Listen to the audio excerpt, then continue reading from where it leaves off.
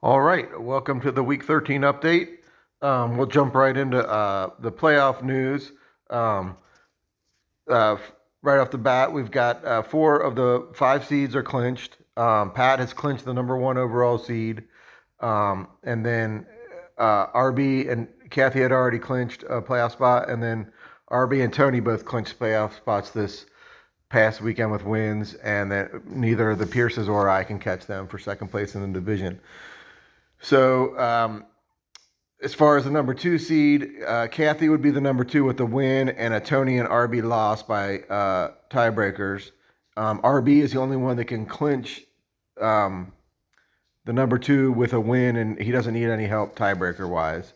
And then Tony can get the number 2 with the win and RB loss. Tony and RB both have a tiebreaker over Kathy, but if they both lose and she wins, then she gets the number 2.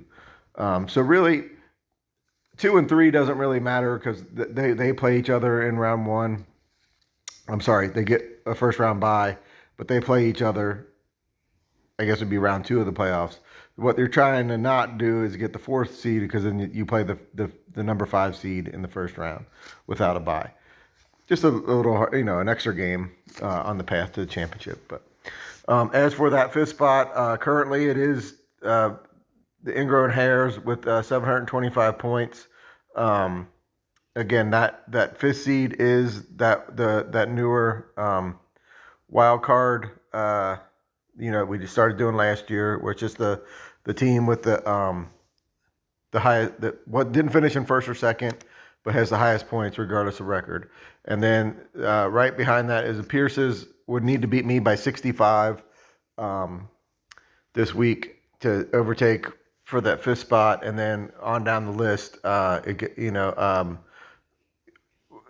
Kevin Braun would need 85 to beat me by, and then once you get past that, then you have to beat the Pierces. But it would have to beat me by 85. John's 107 out, Kyle's 165 out, and Kevin Capple's 168 out. So, kind of brings everything into focus there.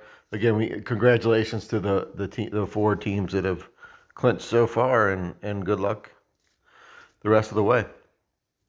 So last week for the whip around, we did kind of everybody's the draft pick that didn't quite work out. So this week I thought I'd do the draft pick that kind of was the best value, not necessarily steal the draft, but in most cases they are later round picks. But just the best value, and a guy maybe you weren't that played, you got way more out of than you thought you were going to when you drafted him. And once again, we'll do it in order of points. So we'll start with Pat, and again, this run I don't think I've been mentioning that, but this does run through the points race runs through the playoffs. Pat does have a commanding lead, but technically 4 weeks to play yet, so. Anything could happen. But Pat is in number 1 with 1,929 points. And his steal, or his value pick, he's got a couple. He actually hit that late part of the draft pretty good. Nico Collins was definitely in play there. But I went with Raheem Mostert in round 10. He basically just solidified, especially that mid part of the season. It seemed like Dolphins were hot. Achane went down, and Mostert just filled right in there and just with some solid weeks.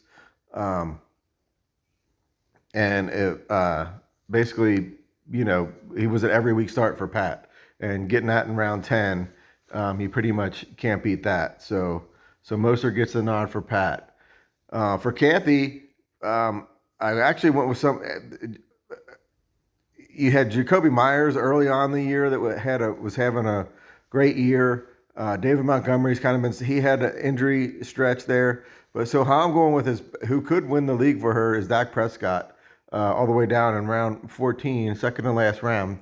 She's actually used Tua more throughout the year, but Prescott is so much on fire right now. I'd be surprised if he doesn't have a major say in what happens down the stretch here.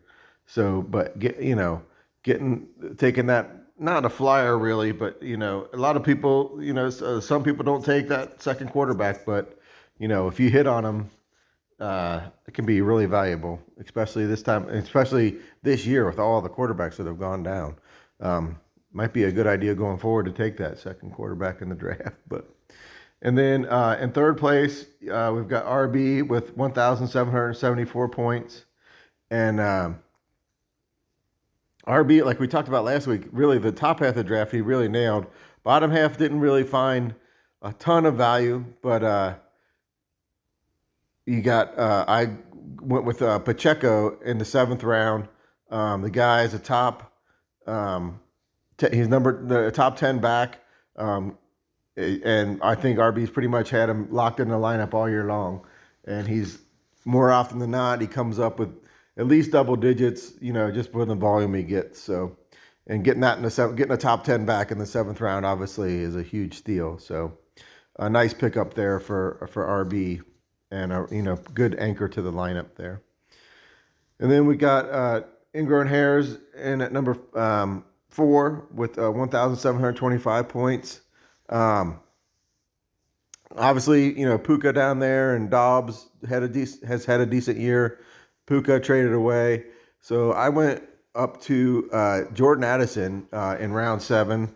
Again, a top 20 receiver, a rookie, and just kind of has been that kind of flex spot that, been able to rely on all year long. Usually double digits, a couple breakout games, especially when Jefferson went down. I kind of worried about what would happen to the entire Vikings offense, but Addison's continued to put up some pretty good weeks. So again, round 7, you get a top 20 wide receiver. You're pretty happy about that.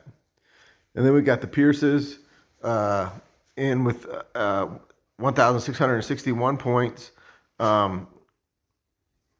They pretty much drafted and stuck with their lineup. Not a whole lot of free agent moves, and so pretty much locked it in, and pretty much hit for the most part in the top half of the draft. But then you got Jaden Reed down there in the last round, rookie for the Packers. He hasn't kind of been under the radar, but again, kind of like Addison, he's been that solid flex player that you can usually count on for double digits, getting in that 15-point range. He's had a couple breakout games, and like I said, and he's a top 40 receiver. So getting that in the last round of the draft is a steal in my book for sure. And then Tony in it with 1,654 points, just behind the Pierces there. And this was one of the few no-brainers of this whole process. Was Adam Thielen in round 12. Pretty much carried Tony to where he is and got into the playoffs. I mean, that first half, he's kind of cooled off of late, but that first half of the year, Thielen was just putting, it was like he was, 10 years younger or something, and just putting up big time points everywhere. Hopefully he can catch that magic a little here down the stretch to help out in the playoffs there. But like I said, that was pretty obvious in the round 12 with the production that he's given Tony this year. You can't beat it. And then we've got Kevin Braun in with 1,640 points. And for Kevin, again, he kind of hit pretty well in the top half of the draft. And then actually has some good, shots here in the late round. If Achane would have stayed healthy all year, he would have been easily the one on this list. But I went with Michael Pittman in round 8. again, hasn't been, but a top. He is a top. I think he's a top 12 receiver. No, he might be higher than that. He might be in the top 10. But anyway, it's kind of been under the radar. A lot of people had soured on Pittman. And, always had the talent, but never had really put up the numbers. And then, coming in the year, he's got the rookie quarterback, and nobody really knew what to expect from him. So Kevin scoops him up in the 8th round, and he has a big year. It's just a rock in that lineup. I mean, a lot of teams wouldn't mind having him as a number one receiver, which he ended up pretty much being for Kevin. But getting him in the 8th round, definitely a steal there. And then we go over to the TD Twisters. They've got 1,618 points, and their steal, this guy's been around. He's been this 10th straight year with 1,000 yards receiving. Mike Evans. And, I mean, 4 or 5 years ago, the guy, he was like getting drafted like AJ, like your AJ Browns and your like that, like late first round, early second round. And here he is, 5, 6 years later, still putting, and people, I mean, I think he slips a little farther in the draft every year because you're like, well, this is going to be the year, the cliff year or whatever, but he just keeps doing it. And this year, I think this year's been probably his best year in the last 2 or 3 years. So a great value there in the 9th round for John with Mike Evans. Then you got Kyle in with 1,560 points. A little bit of a rough, not too much. What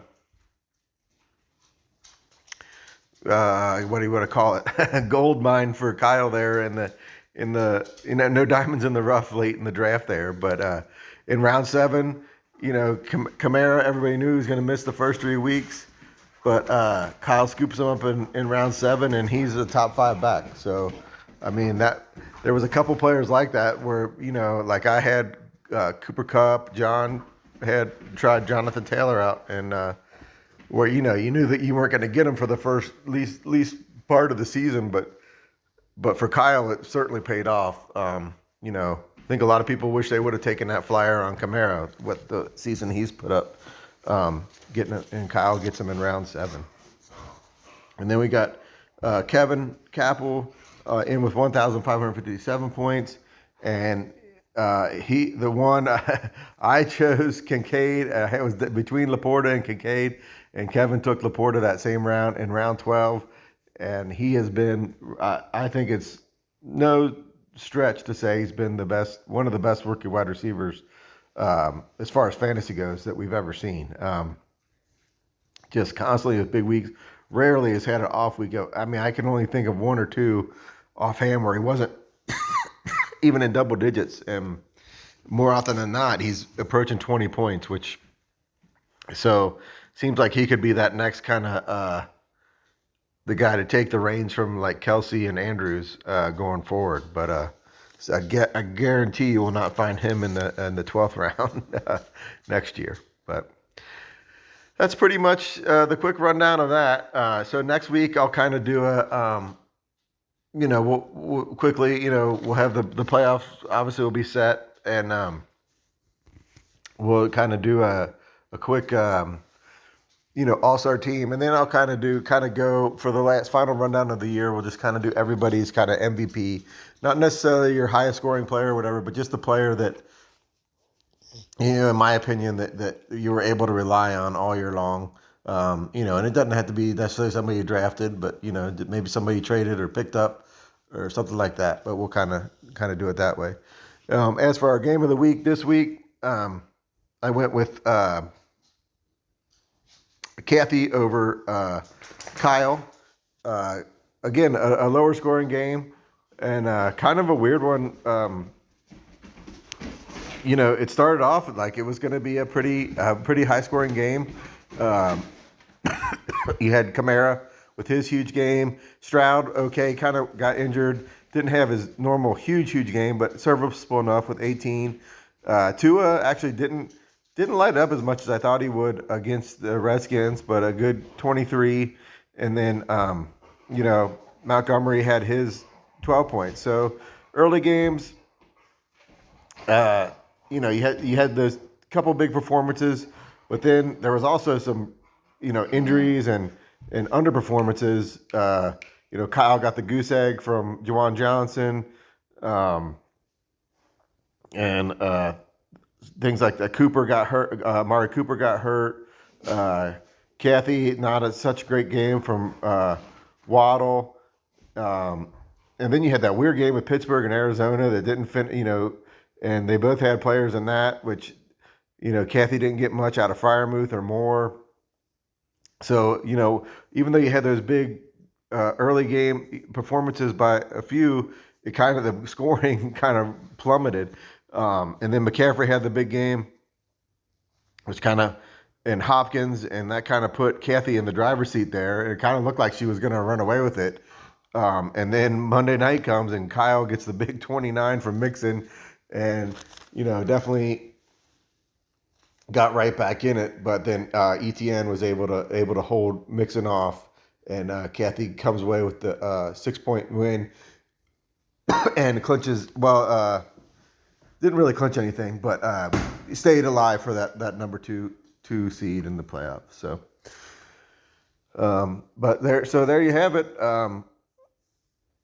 So 1 week to go in the regular season. Again, like I said, that points race that Pat pretty much has control of right now, but that'll go through to the end. So, obviously it's pretty much down to Pat and Kathy, but you never know. So, but that's all I got for this week. Thanks for listening, everybody, and good luck the rest of the way.